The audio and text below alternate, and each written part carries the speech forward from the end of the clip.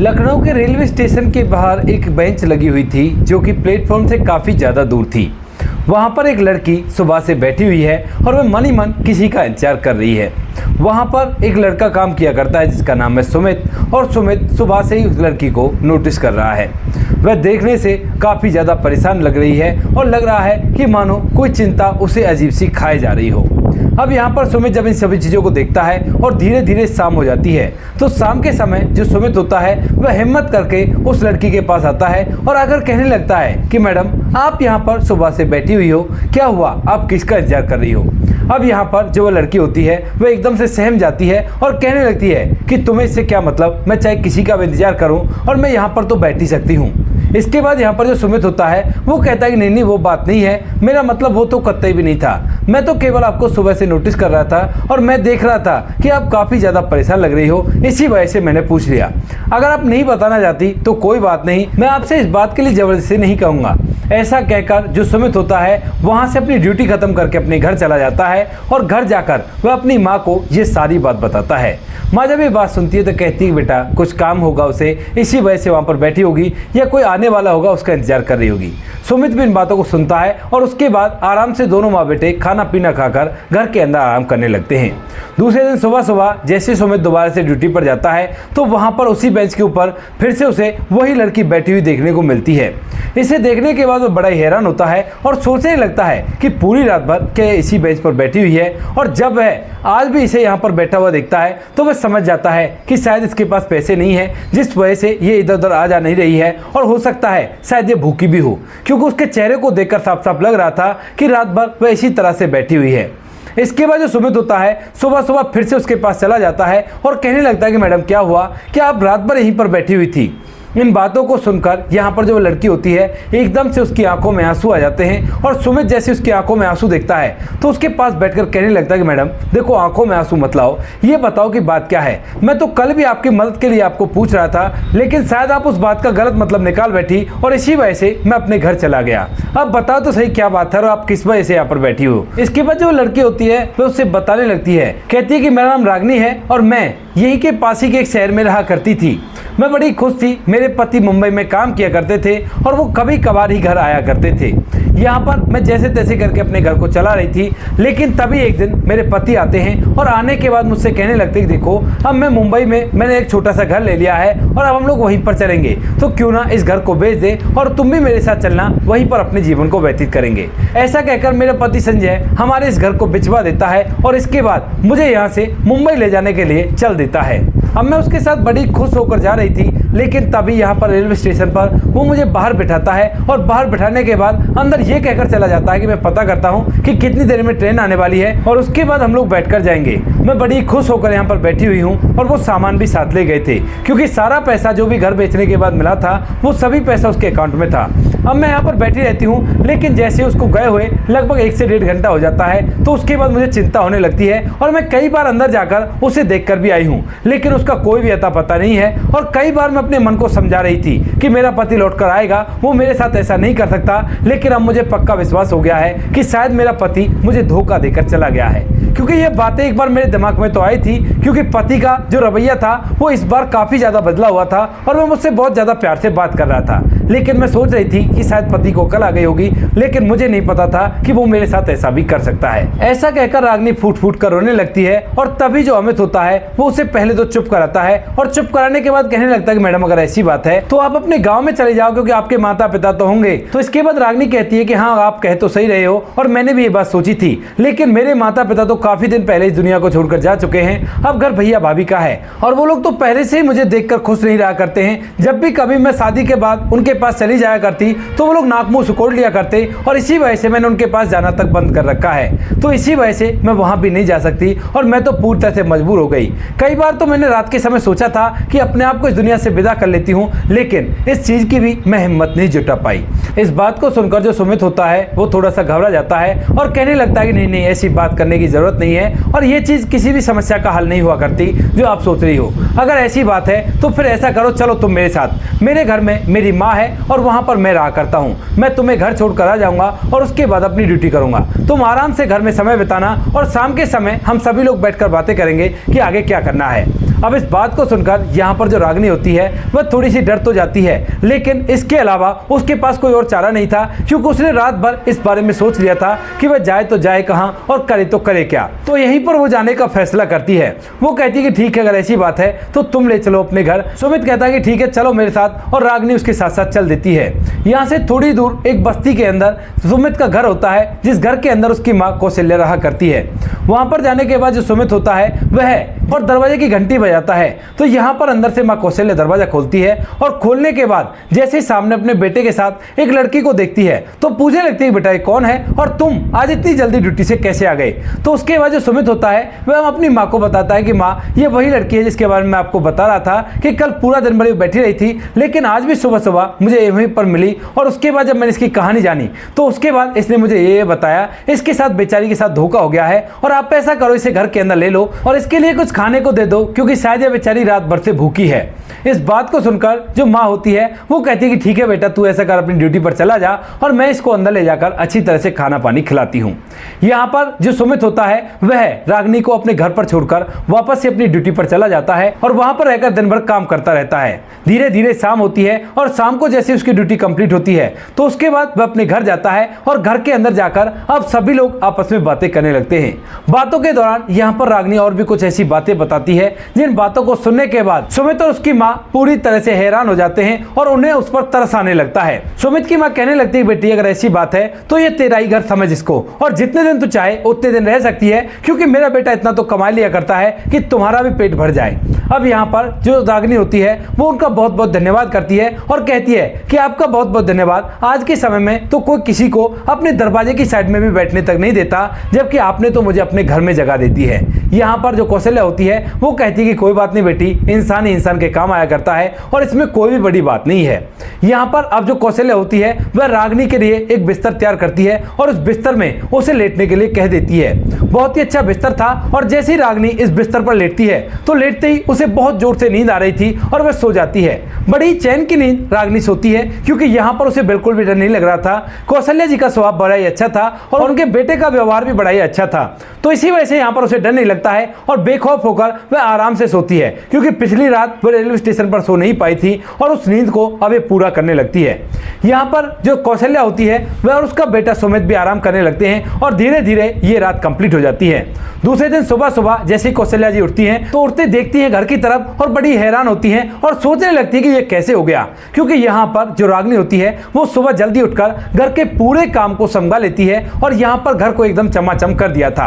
हालांकि वो उन कमरों में नहीं गई थी जो कमरे अंदर से थे, लेकिन हॉल और बाहर का जो हिस्सा था वो पूरी तरह से चमाचम उसने बना दिया था। किसी को आवाज भी नहीं हुई थी और उससे पहले उसने उसे साफ कर दिया था। कौशल्या जी उठती हैं, उठने के बाद जब रागिनी से पूछती है बेटी तुमने ये किया है, तो यहाँ पर रागिनी कहती है कि हाँ माँ जी, ये मैंने ही किया है, क्योंकि अब आपके घर में रहूंगी तो आपका घर का काम तो करना ही होगा, और अगर आपका घर का काम नहीं करूंगी तो मुझे लगेगा कि मैं आप लोगों के ऊपर बोझ हूँ। यहाँ पर कौशल्या जी कहती है कि बेटी जरूरत तो नहीं थी, लेकिन फिर भी तूने कर दिया तो कोई बुरी बात नहीं है, क्योंकि तू भी हमारी बेटी के समान है और बेटियां तो घर का काम किया करती हैं। इसके बाद सभी लोग खुशी खुशी उस घर के अंदर रहने लगते हैं और धीरे धीरे समय बीतता है। समय के साथ साथ यहाँ पर जो रागिनी होती है वो कौशल्या जी को बिल्कुल भी काम करने नहीं देती है और उनका अच्छे से ख्याल रखा करती हैं। इधर यहाँ पर जो सुमित होता है वह इन सभी बातों को देखकर बड़ा ही खुश होता है कि उसकी माँ का ख्याल रखने के लिए कोई ना कोई तो है, क्योंकि पहले जब कभी वो ड्यूटी पर जाया करता था तो उसे डर लगा रहा करता कि माँ को पीछे से कुछ ना हो जाए और कोई परेशानी ना हो जाए। यहाँ पर सुमित और रागिनी के बीच में भी बहुत अच्छा रिलेशन बन गया था और वो एक दूसरे को बड़े आदर सम्मान के साथ देखा करते थे। धीरे धीरे समय बीत रहा था और समय के साथ साथ यहाँ पर एक दिन जो रागिनी होती है वह सुमित को ड्यूटी जाते हुए देख रही थी और ऐसा करते हुए कौशल्या भी उसकी तरफ देख रही थी। यहाँ पर यह देखना नॉर्मल देखने के बराबर नहीं था, इसमें कुछ अजीब सी चीज थी। अब इसके बाद जैसे ही सुमित ड्यूटी चला जाता है तो उसके बाद जो कौशल्या जी होती है वह रागिनी से पूछने लगती है बेटी क्या तुम्हें मेरा बेटा अच्छा लगा करता है। अब इस बात को सुनकर यहाँ पर जो रागिनी होती है वो एकदम से शर्मा जाती है और कहती है कि नहीं माँ जी, ऐसी कोई बात नहीं है, मैं तो वैसे ही देख रही थी। लेकिन तभी कौशल्या जी हंसते हुए कहती हैं कि बेटी अगर तू सच में मेरे बेटे को पसंद किया करती है तो मैं तुम्हें अपने घर की बहू बनाने के लिए तैयार हूँ और तुम मेरे घर की बहू बन सकती हो। इस बात को सुनकर रागिनी एकदम से शर्मा जाती है और शर्माकर अंदर चली जाती है, लेकिन वह कहने में इस बात को हिचक रही थी। यहाँ पर जो कौशल्या जी होती है वह सोचती है कि ठीक है, इसने तो हामी भर ली है और इस बारे में अपने बेटे को भी बता दूंगी। धीरे धीरे शाम होती है और शाम के समय जैसे बेटा सुमित वापस लौटता है तो उसके बाद वो कहने लगती है बेटा अगर तू बुरा ना माने तो क्या मैं तुझसे एक बात कह सकती सकती हूँ।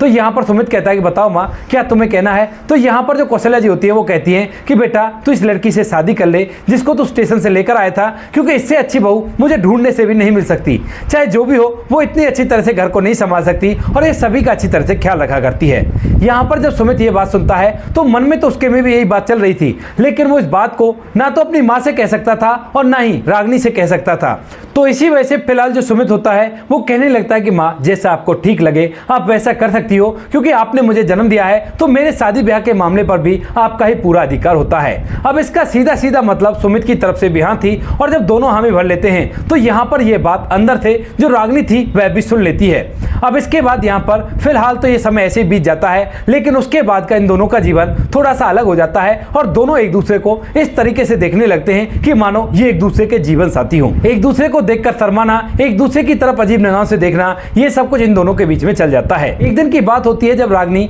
मार्केट से सब्जी लेने के लिए जा रही थी, तो उसी समय रास्ते में उसे एक दुकान पड़ती है जिस दुकान पर लॉटरी के टिकट बिक रहे थे। और जैसे ही उन लॉटरी के टिकट को देखती है तो न जाने अचानक से उसे क्या होता है, वह उसमें से एक टिकट खरीद लेती है। हालांकि आज तक रागिनी ने न तो कभी लॉटरी का टिकट खरीदा है और न ही कोई ऐसी पैसे कमाने वाली स्कीम के बारे में सुना है। वह तो बस उसको देखकर उसे खरीद लेती है, क्योंकि जब उसे पता चलता है कि इतने रुपए में इतने रुपए का इनाम लग सकता है। उसके बाद यहाँ पर रागिनी ने जब वो टिकट ले लिया था तो वह सब्जी खरीदती है और सब्जी खरीदने के बाद अपने घर चली जाती है। घर जाने तक उसे महसूस होने लगा था कि तूने गलत किया, इतने रुपयों की टिकट ले ली, इसको बिल्कुल भी नहीं लेना चाहिए था। तो घर जाते हुए कौशल्या जी से कहने लगती है कि माँ, मुझसे तो आज एक बहुत बड़ी गलती हो गई। तो वह पूछती है कि बेटी क्या हुआ। तो वह कहने लगती है कि ये लॉटरी का टिकट रास्ते में बिक रहा था तो मैंने पैसे देकर इसे खरीद लिया, अब इसको खामा खाई ऐसे वेट हो जाएगा, अब इसका हम क्या करेंगे। तो यहाँ पर जो कौशल्या जी होती हैं वो उसकी भावनाओं को समझती हैं और कहती है कि कोई बात नहीं बेटी, ले लिया है तो देख लेते हैं, शायद तेरी लॉटरी लगी जाए और तू करोड़पति बन जाए। यहाँ पर जो रागिनी होती है वो कहती है कि अरे नहीं माँ, ऐसा नहीं होता,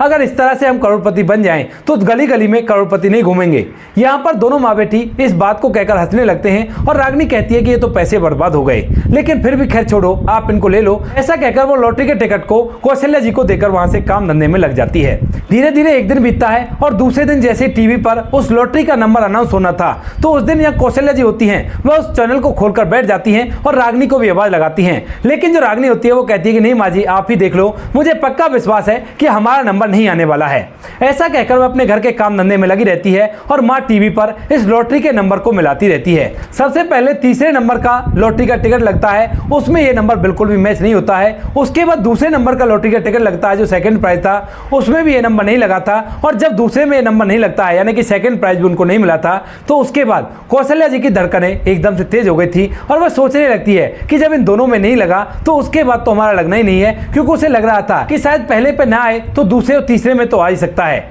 इसके बाद वो एकदम से टीवी को बंद करने वाली होती हैं, लेकिन तभी यहाँ पर फर्स्ट प्राइज का लॉटरी का टिकट जो होता है उसका नंबर वो बताने लगते हैं। अब जैसे वो एक पहला नंबर बताते हैं तो उस टिकट से मैच करता है और उसके बाद जो कौशल्या जी होती हैं उस टिकट को टीवी को गौर से देखने लगती हैं। थोड़ी देर बाद दूसरा नंबर बताते हैं, तीसरा नंबर बताते हैं और इसी तरह से करके उस लॉटरी का पूरा नंबर वो वहीं पर बता देते हैं। और जैसे ही पूरा नंबर यहाँ पर कौशल्या जी को सुनाई देता है तो उसके बाद उसे अपने कानों पर विश्वास नहीं होता। यहाँ पर पहले तो कौशल्या जी दोबारा उसे मिलाकर देखती हैं क्योंकि वो डिस्प्ले हो रहा था वो नंबर, और इसके बाद एकदम से चिल्लाने लगती हैं। अब जैसे वो चिल्लाती है तो रागिनी एकदम से भागी दौड़ी वहां पर आती है और जैसे ही रागिनी यहाँ पर आकर पूछती है कि माँ जी क्या हुआ, तो वह एकदम से उसे गले लगाती है, कहती है बेटी ये देख, तेरी 1 करोड़ रुपए की लॉटरी लग गई है और अब तो तुम करोड़पति हो गई हो, तुम्हें किसी के सामने हाथ फैलाने की जरूरत नहीं है और तुम तो अपने कदमों पर खड़ी होकर अपने जीवन को व्यतीत कर सकती हो। इस बात को देखकर रागिनी को भी अपनी कानों पर विश्वास नहीं होता और उसके बाद वह एकदम से उस नंबर को खुद मिलाकर देखती है और जब वह नंबर पूरी तरह से मिल जाता है तो वह एकदम से